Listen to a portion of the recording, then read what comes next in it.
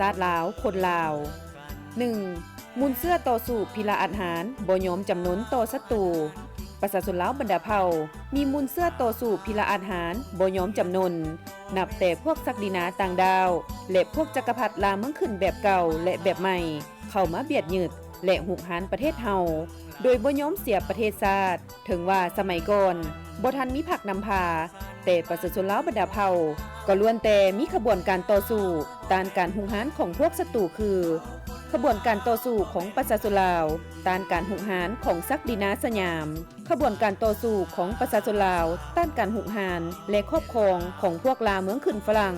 ภายใต้การนำพาของพ่อกระดวดองค์แก้วองค์กรมดำเจ้าฟ้าปัจจัยและอื่นๆเมื่อมีผักนำพาประชาชนลาวบรรดาเผ่าได้สามัคคีกันลุกขึ้นต่อสู้ต้านการหุกหานของพวกลาเมืองขึ้นแบบใหม่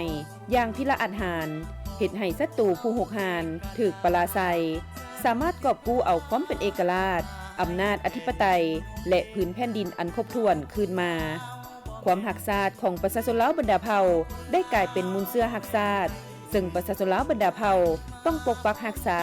และเสริมขยายให้นับมือดีขึ้นเรื่อยๆ 2. มูลเสื้อความสามัคคีเป็นปึกแผ่นของประชาชนบรรดาเผ่าเป็นมูลเสื้ออันประเสริฐของชาติลาวเฮาเป็นธาตุแท้อันดีงามที่มีมาแต่ใดๆของประชาชนลาวบรรดาเผ่าเมื่อหวนคืนเบิ่งขบวนวิวัฒน์แห่งการขยายตัวของชาติลาวเฮาพวกเฮาได้เห็นแจ้งว่าความสามัคคีเป็นปึกแผ่นเป็นปัจจัยสำคัญกว่าหมู่ของความเป็นเอกราชแห่งชาติความหุ่งเหืองของประเทศชาติและความอยู่เย็นเป็นสุขของประชาชนลาวบรรดาเผ่าแต่ดึกดำบรรพ์มาประชาชนลาวบรรดาเผ่าล้วนแต่มีความสามัคคีเป็นปึกแผ่นกันหักหอมต่อมตุ้มกันบ่เคยเบียดยืดหรือบุกโจมตีกันความสามัคคีเป็นปึกแผ่นประชาชนลาวบรรดาเผ่าในแต่ละยุคสมัยแสดงออกดังนี้ประชาชนลาวบรรดาเผ่า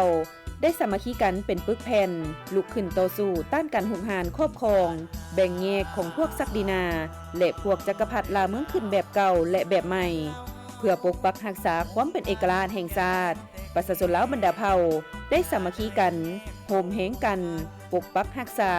และสร้างสรรค์พัฒนาประเทศชาติประชาชนลาวบรรดาเผ่าในทั่วประเทศมีการดำรงชีวิตอยู่สลับซับวางกันเป็นแก้วเป็นดองกันระหว่างชนเผ่านี้กับชนเผ่าอื่นอย่างมีความสุข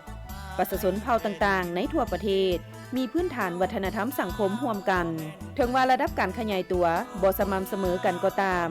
แต่ละชนเผ่าล้วนแต่มีพื้นฐานวัฒนธรรมรวมของชาติซึ่งเป็นการผสมผสานสิ่งยอดยิ่งทางด้านวัฒนธรรมของทุกชนเผ่าอย่างกลมเกลียว